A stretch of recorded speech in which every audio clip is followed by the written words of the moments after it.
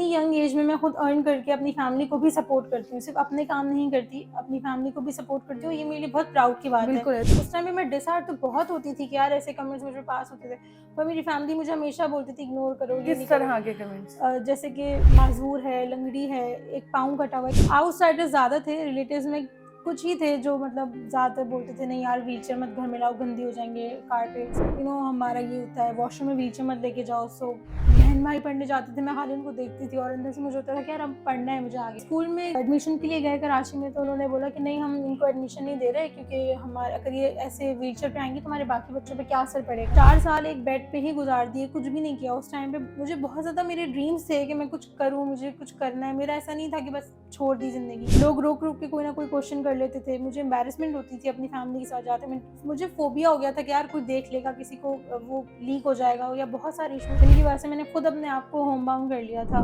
बिस्मिल्लाहिर्रहमानिर्रहीम। अस्सलाम वालेकुम। दस्तक टीवी के साथ मैं हूं हमजरा। नाज़रीन, कहता है ना कि इंसान की ज़िंदगी में कितनी भी मुश्किलात क्यों ना आए, वो चाहे अंदर से टूट जाए, बज़ाहिर टूट जाए, लेकिन नहीं टूटना चाहिए, तो उसका हौसला नहीं टूटना चाहिए। क्योंकि एक हौसला ही है जो आपको आपके ख्वाब पूरे करने के लिए उकसाता है। इसी तरह की एक कहानी आज मेरे साथ मौजूद है, जिन्होंने अपनी ज़िंदगी में होने वाली डिसेबिलिटी को अपनी ताकत बनाया और उसको इग्नोर करते हुए अपने वो सारी ख्वाहिशें पूरी करना शुरू कर दी जो वो बचपन ही से करना चाहती थी। मैं बात कर रही हूँ मोमिना खान की, जो 8 साल की उम्र में ही एक बहुत बड़े सदमे का शिकार हो गई। लेकिन उसके बाद उन्होंने किस तरह से खुद को रिकवर किया और वो कैसे पाकिस्तान की पहली कैमरा वुमेन बनी, आइए जानते हैं मोमिना से। अस्सलाम वालेकुम। वालेकुम अस्सलाम।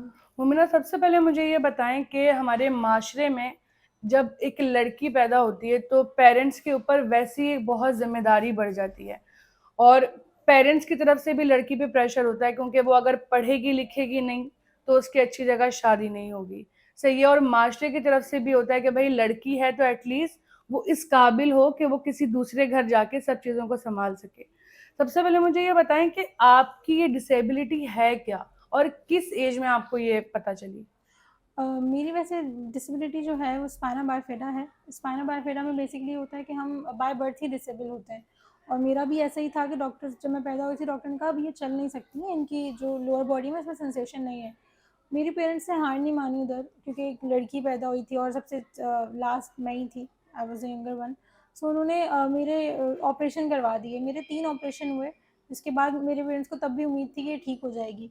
एंड उनकी उम्मीदें, कहते हैं ना कि आप किसी को शिद्दत कोई चीज़ शिद्दत से मांगो तो वो मिल बिल्कुल। जाती है, तो ऐसा ही हुआ था कि उन्होंने उनकी उम्मीदें रंग ले आई थी, और मैंने चलना स्टार्ट कर दिया था 3 साल की उम्र में।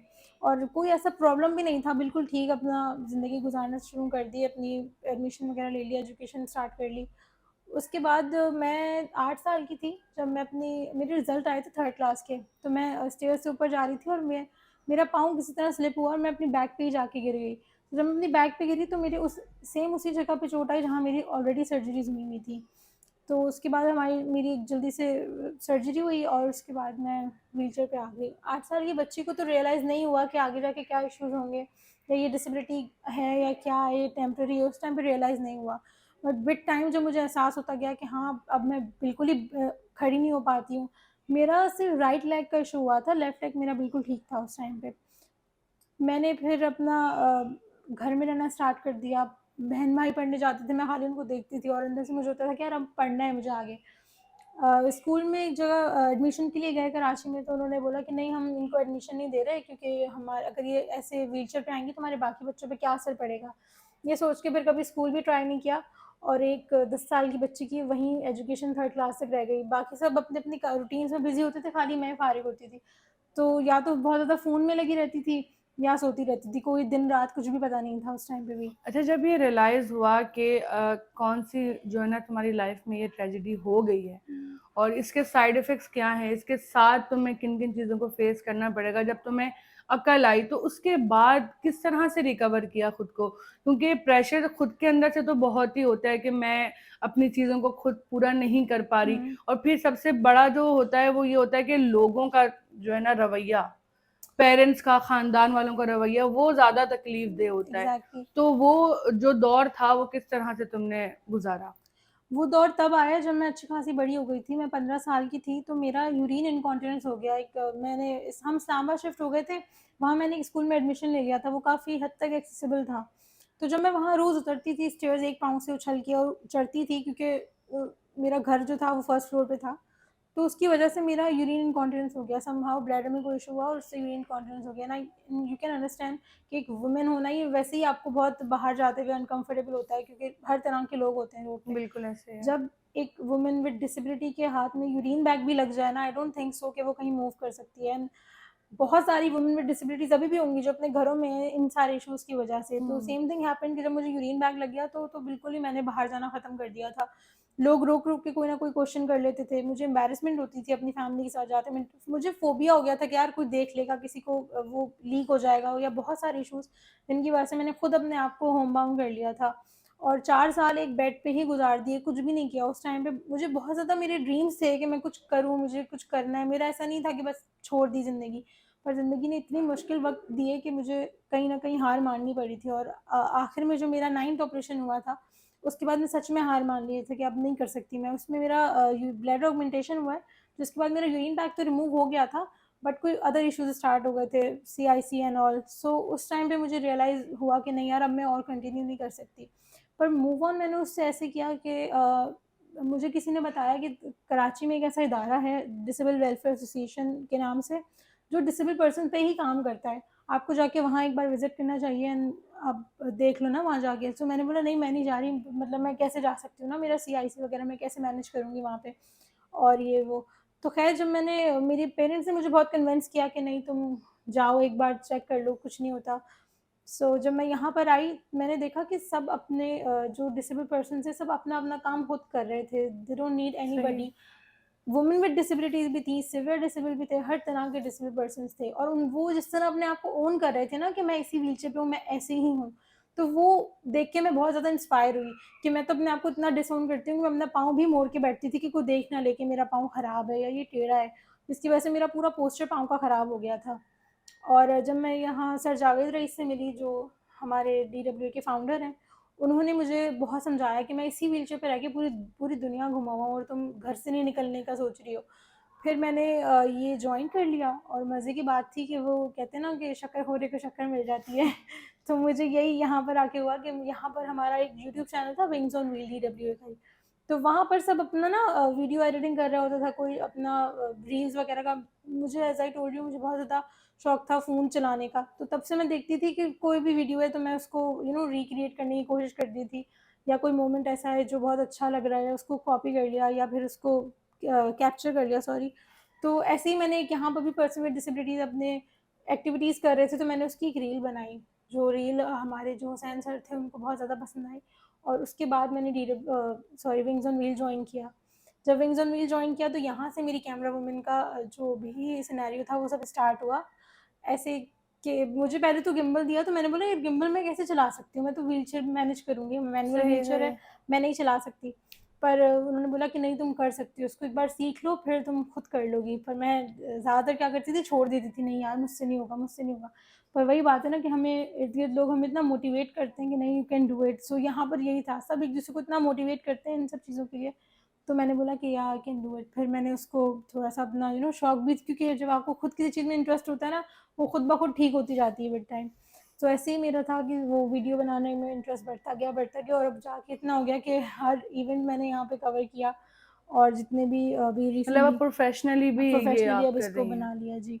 ये एक पैशन ही था, मतलब शौक था, मुझे नहीं पता था कि इतना जाके आगे प्रोफ़ेशनल इसमें काम करूँगी इसमें, सही। बट शौक बहुत था ये करने का।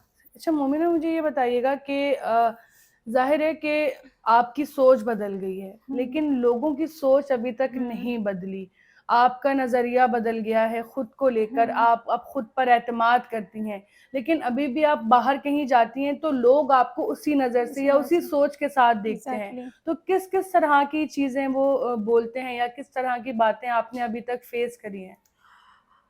फेस करने का ये है कि सबसे पहले तो मैं बोलूँगी कि अगर आपके पेरेंट्स, आपकी फैमिली आपके साथ सपोर्ट में खड़ी हो ना, तो आई डोंट थिंक सो कि कोई कुछ बोल रहा होता है तो आपको फ़र्क पड़ता है। तो मेरे साथ भी यही था कि उस टाइम पे मैं डिसहार्ट तो बहुत होती थी कि यार ऐसे कमेंट्स मुझ पे पास होते थे। पर मेरी फैमिली मुझे हमेशा बोलती थी इग्नोर करो, ये नहीं किस करो। तरह के कमेंट्स? जैसे कि माज़ूर है, लंगड़ी है, एक पाँव कटा हुआ है क्योंकि मैं अपना पाँव मोड़ के बैठती थी। रिलेटिव्स में ज़्यादातर ये चीज़ें फेस करनी पड़ी या आउटसाइडर? आउटसाइडर्स ज़्यादा थे, रिलेटिव्स में कुछ ही थे जो मतलब ज़्यादातर बोलते थे नहीं यार व्हीलचेयर मत घर में लाओ, गंदी हो जाएँगे कारपेट्स। और मतलब अपना हमारा ये होता है वॉशरूम में व्हीलचेयर मत लेके जाओ, सो आई कांट गो ना, तो ये बहुत ज़्यादा इश्यू हुआ। इवन मेरा यूरिन इनकॉन्टिनेंस का भी इससे ही रिलेटेड था कि मैं व्हीलचेयर नहीं वॉशरूम में लेके जा सकती, जिसकी वजह से मैंने यूरिन होल्ड किया और वहाँ मेरा इनकॉन्टिनेंस स्टार्ट हुआ था। सो इसके पीछे भी एक इंसिडेंट ही था बेसिकली।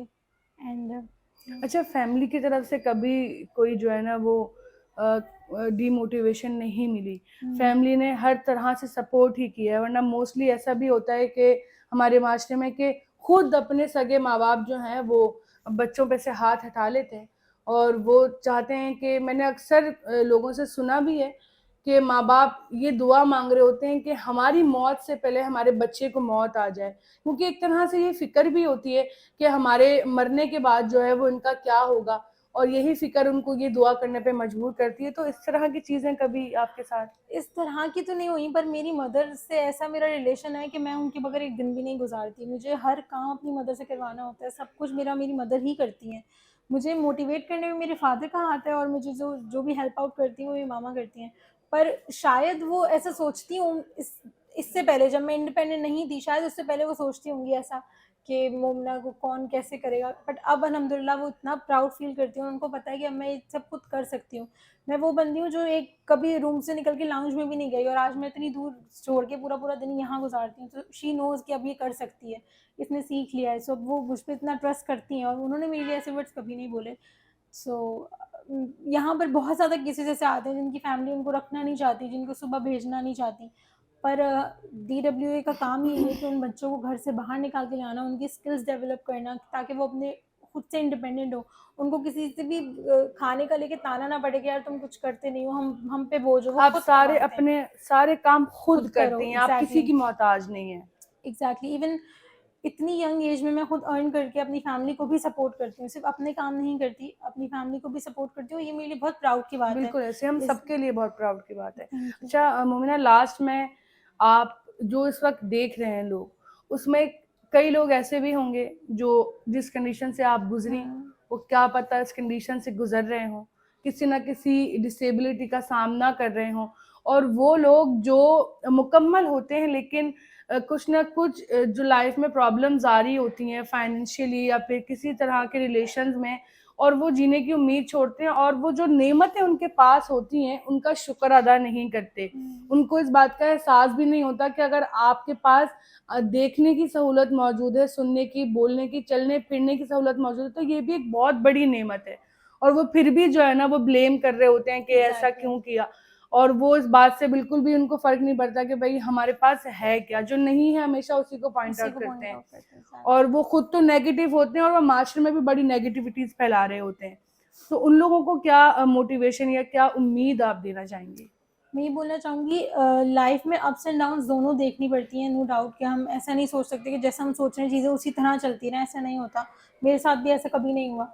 लेकिन जब आपके पास एक ऐसा सपोर्ट सिस्टम हो ना कि आपको पता है कि यार मैं गिर भी जाऊँगी ना तो ये उठा लेंगे। तो जब आपके पास ऐसा सपोर्ट सिस्टम, आई थिंक मैं फैमिलीज़ को ये मैसेज देना चाहूँगी कि जब तक आप अपने बच्चों के सपोर्ट सिस्टम बिल्कुल, नहीं बनेंगे, एग्ज़ैक्टली। उनका कोई चांस नहीं है कि वो उससे मूव आउट करें। तो सबसे पहले आप लोग खुद अपनी सोसाइटी को तो सब बहुत बोलते हैं कि एक्सेप्ट नहीं करते। आप खुद भी नहीं करते, मैं खुद भी नहीं करती थी। अगर मैं अपने पाँव को छुपा के बैठती थी या कुछ भी करती थी, वो इसीलिए क्योंकि मुझ में एक्सेप्टेंस नहीं थी कि मैं ऐसी हूँ। तो प्लस एक और चीज़ कि अगर हम डीडब्ल्यू जैसे इदारे और भी बना लें, तो शायद जितने भी लोग अभी घरों में बैठ के ये वीडियो देख रहे हैं, जो मेबी डिसेबिलिटी का सामना कर रहे हैं, तो आई थिंक वो सब निकल के बाहर आ सकते हैं। और हर डिस्ट्रिक्ट में अगर ऐसे इदारे हों जो पर्सन विद डिसेबिलिटीज़ को इतना हाईलाइट करके इतना उन पे काम किया जाए, तो हम सब मिलके ये सोसाइटी भी एक्सेसिबल कर सकते हैं, ना कि उनको भी बाहर निकाल सकते हैं। तो आई थिंक हम सबको साथ में काम करना चाहिए और ऐसे इदारे और बनाने चाहिए।